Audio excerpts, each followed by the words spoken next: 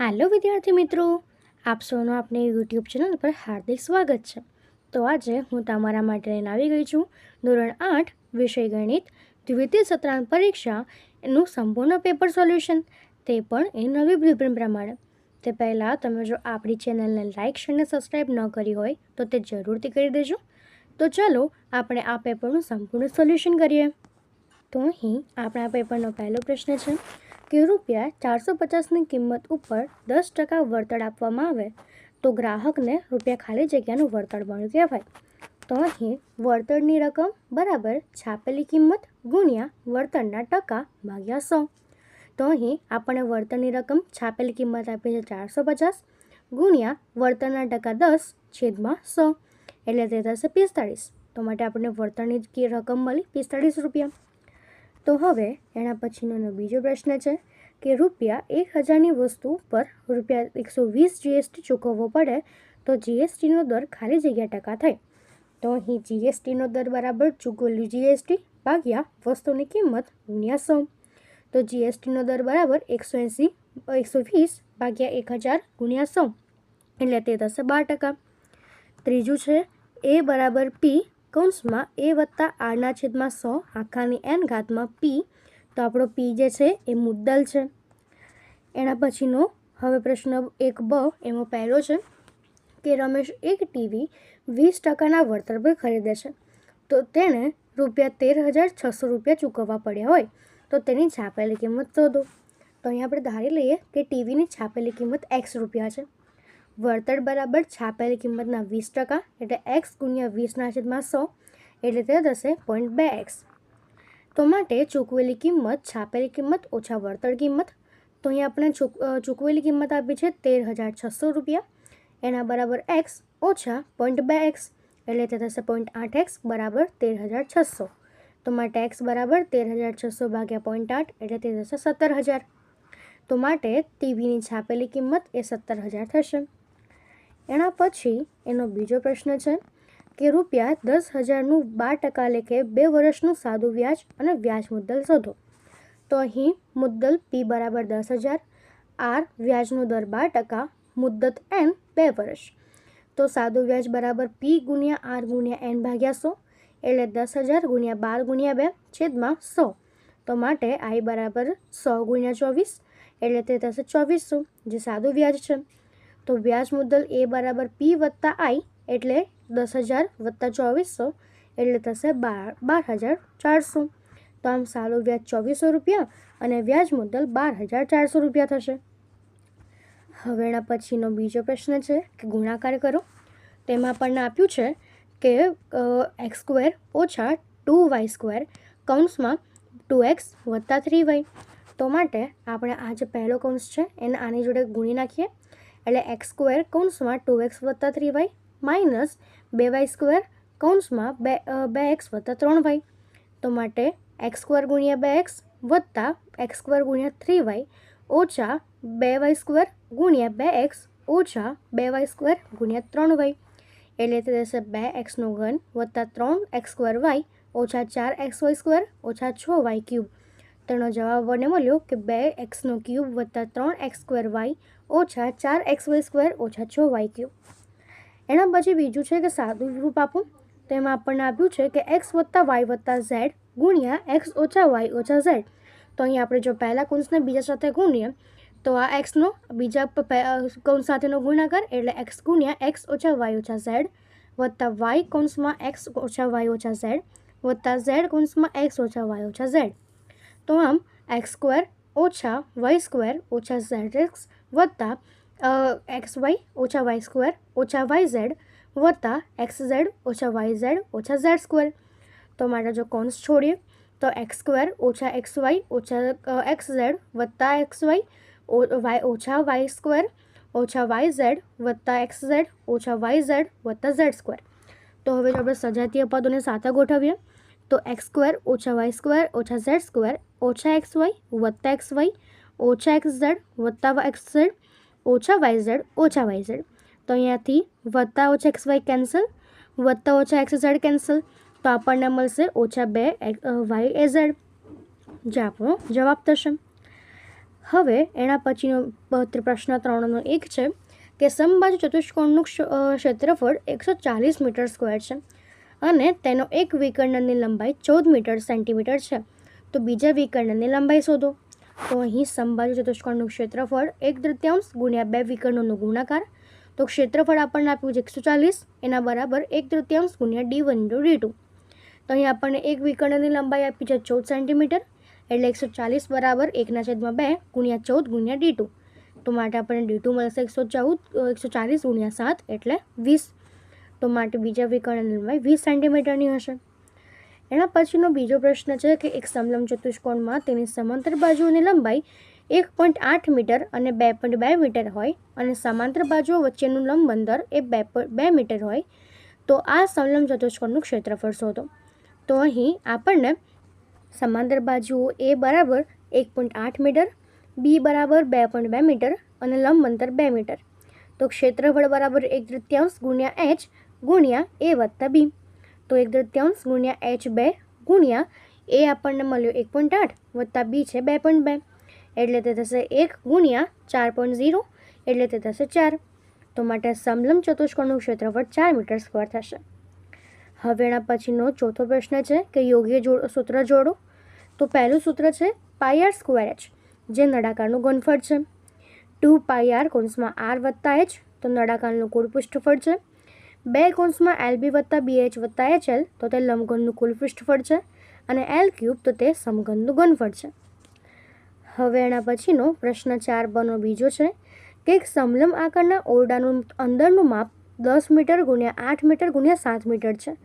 ઓરડાને રંગવાનો ભાવ 5 રૂપિયા પ્રતિ ચોરસ મીટર હોય, તો 4 દિવાલ અને છતને કુલ રંગવાનો ખર્ચ કેટલો થાય? તો અહીં l 10 મીટર, b 8 મીટર અને h 7 મીટર. તો રંગવાના ભાગનું કુલ ક્ષેત્રફળ 4 દિવાલોનું ક્ષેત્રફળ વત્તા છતનું ક્ષેત્રફળ, એટલે ક્ષેત્રફળ બરાબર 2h કૌંસમાં l વત્તા b વત્તા l ગુણ્યા b, એટલે 2 ગુણ્યા 7 ગુણ્યા 10 વત્તા 8 વત્તા 10 ગુણ્યા 8, એટલે 14 ગુણ્યા 18 વત્તા 80, એટલે 252 વત્તા 80, એટલે 332 ચોરસ મીટર. તો હવે એના પછી રંગવાના કુલ ભાગનું ક્ષેત્રફળ આપણને મળ્યું 332 ચોરસ મીટર. તો જો 1 મીટર રંગવાનો ખર્ચ આપણને 5 રૂપિયા આપ્યો હોય, તો 332 ચોરસ મીટર રંગવાનો ખર્ચ કેટલો થાય? તો 332 ગુણ્યા 5, એટલે તે થશે 1660 રૂપિયા. તો ઓરડાની 4 દિવાલ અને છતને રંગવાનો કુલ ખર્ચ એ 1660 રૂપિયા થાય. એના પછી પ્રશ્ન 5a, એમાં પહેલો પ્રશ્ન છે કે નીચેના વિધાન ખરા છે કે ખોટા તે જણાવો. તો પહેલું વિધાન છે કે 10ની 0 ઘાતનું મૂલ્ય 10 થાય. તો આ વિધાન ખોટું છે, કારણ કે કોઈ પણ શૂન્યોત્તર સંખ્યાની 0 ઘાતનું મૂલ્ય હંમેશા 1 જ થાય. તો માટે 10ની 0 ઘાત બરાબર 1 થવું જોઈએ. બીજું છે કે 0.0016 સેન્ટીમીટરને પ્રમાણિત સ્વરૂપમાં 1.6 ગુણ્યા 10⁻³ સેન્ટીમીટર લખાય. તો આ વિધાન ખરું છે, કારણ કે દશાંશ ચિહ્નને 3 સ્થાન જમણી બાજુ ખસેડીએ તો ઘાતાંક ઋણમાં આવે. એના પછી હવે પ્રશ્ન 5.1નો પહેલો છે કે કિંમત શોધો. 3/5ની 2 ઘાત ગુણ્યા 6/20ની -2 ઘાત. તો અહીં જો આપણે પહેલાં ઋણને ધન કરીએ, તો 3/5ની 2 ઘાત ગુણ્યા 20/6ની 2 ઘાત, એટલે 3નો વર્ગ છેદમાં 5નો વર્ગ ગુણ્યા 20નો વર્ગ છેદમાં 6નો વર્ગ. તો 9 ગુણ્યા 9/25 ગુણ્યા 400/36, એટલે 9 ગુણ્યા 400 છેદમાં 25 ગુણ્યા 36. તો માટે તે થશે 16/4, તો તે આપણને મળશે 4. તો આની કિંમત આપણને 4 મળશે.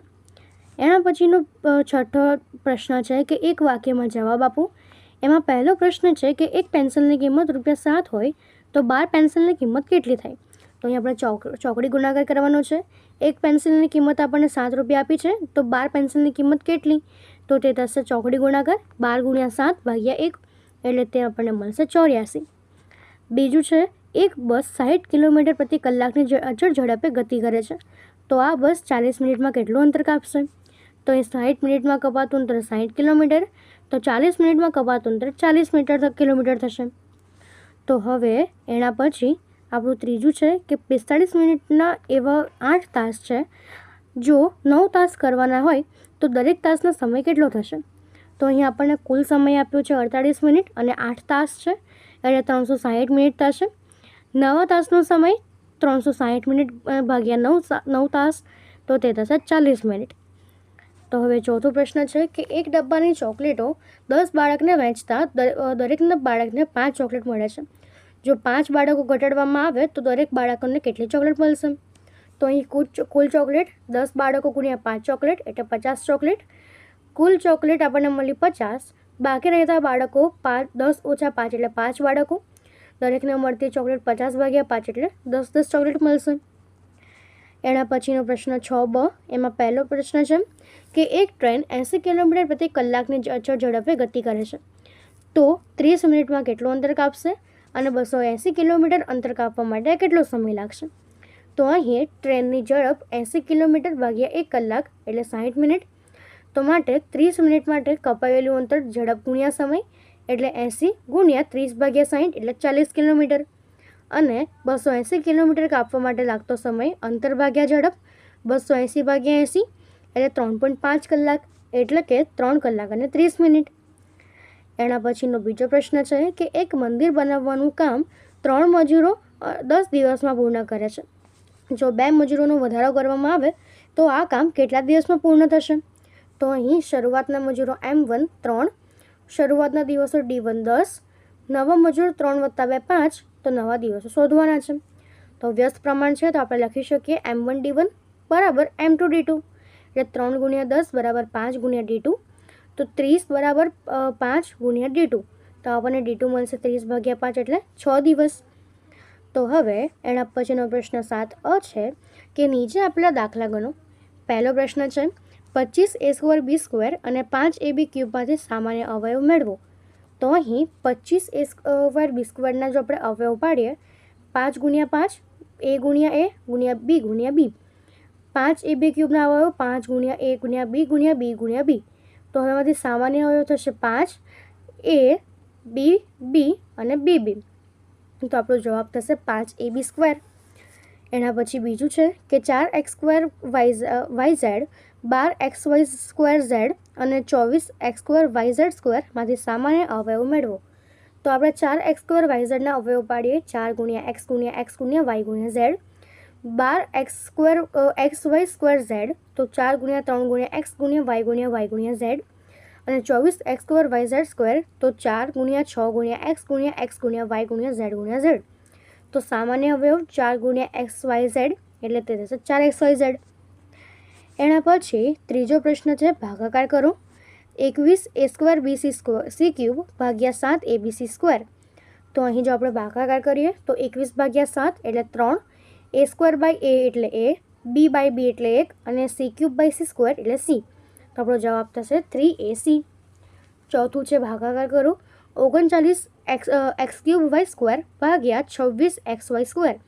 તો 39 ભાગ્યા 26 એટલે 3 ભાગ્યા 2, x³ x એટલે x² અને y² y² એટલે 1 એટલે આપણો જવાબ થશે 3x²/2. તો હવે એના પછી આપણો પ્રશ્ન 7 પહેલો પ્રશ્ન છે કે દાખલા ગણો. પહેલું આપ્યું છે કે 25x² ઓછા 20xy ઓછા 15x વત્તા 12y ના અવયવ પાડો. તો સૌપ્રથમ આપણે પદાવલી લખીએ કે 25x² ઓછા 20xy ઓછા 15x વત્તા 12y. તો આપણે આ પહેલાં જે બે પદ છે એમાંથી જો અવયવ સામાન્ય કાઢીએ તો તે થશે 5x કૌંસમાં 5x ઓછા 4y.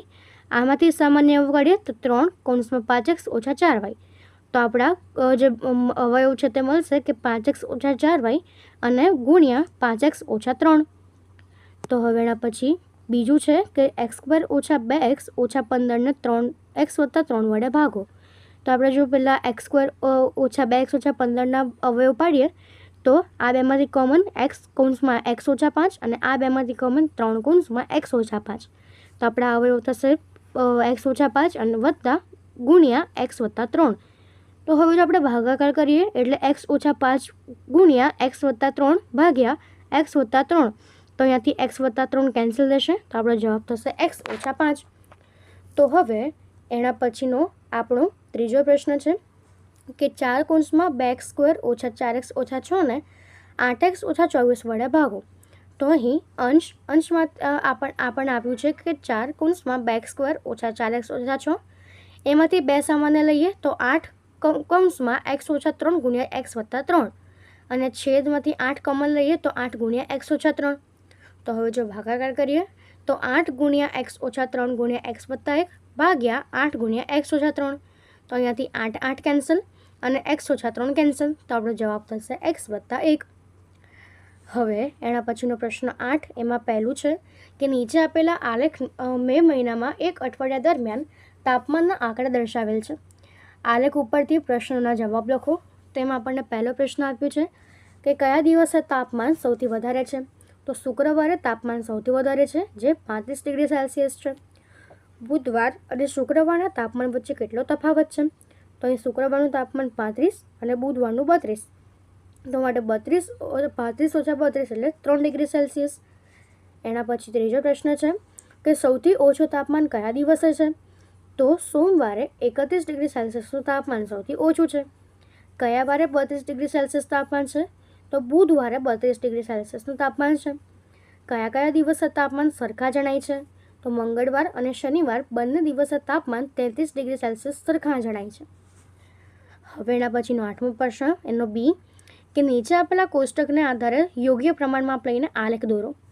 ચોરસની બાજુ 3, પરિમિતિ 12, 3.5, 14, 4.5, 18, 5 અને 20, 5.5 અને 22.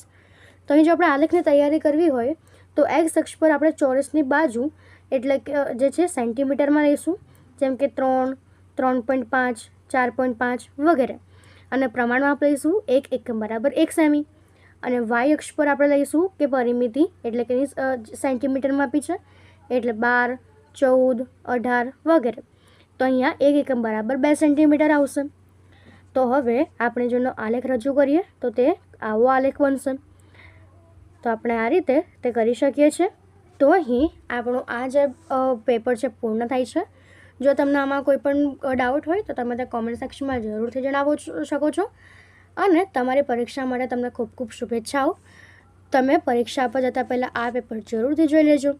તો આપણી ચેનલને લાઇક, શેર અને સબસ્ક્રાઈબ જરૂરથી કરી દેજો. Thank you.